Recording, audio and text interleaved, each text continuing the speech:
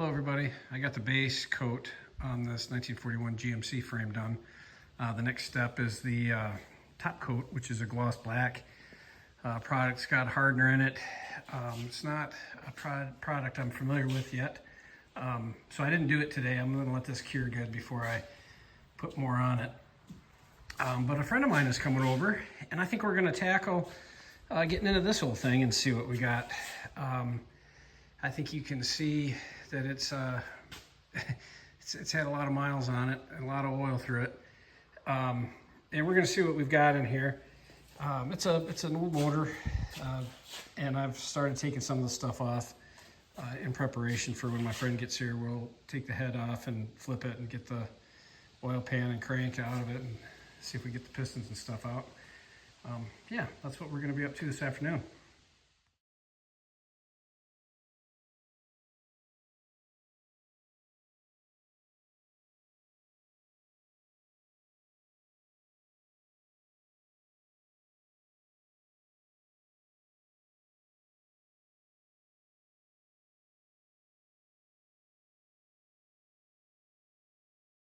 So I haven't gotten into that 1941 228 engine yet, but I did pull the push rods out, took the valve cover off, and lifted the rocker head assembly out.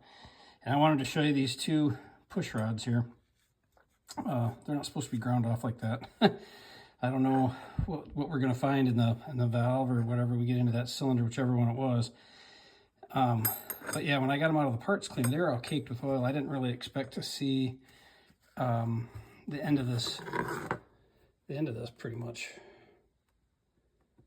ground right off from all that wear for the years. It's pretty something. They're supposed to look kind of like this.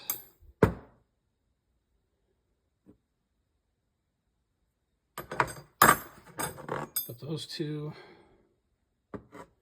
are definitely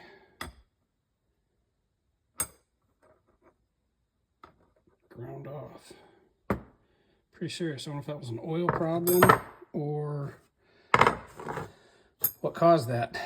We'll find out. Hey everybody, my friend Alan came over today, helped me get this 228 1941 GMC truck motor apart. We got it all broke down, ready for rebuilding. Camshaft. Pretty similar to my 235 when I did it for my Apache. A couple of small key differences, but yeah, the head here, it's definitely going to need valve seats and guides, new springs. Some of these were incredibly worn. That cap, that's a spring cap there, goes on top of the valve. That was worn all the way through. That piece of metal that covers the top of the valve. But overall, it was a real good day. We had a good day getting this thing apart, and without too many stuck bolts or difficulties. There's the crank for everybody to see. You got to pull that gear to get the timing cover off,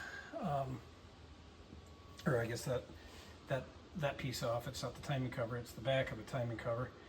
But it's going to have to be replaced because that's where the motor.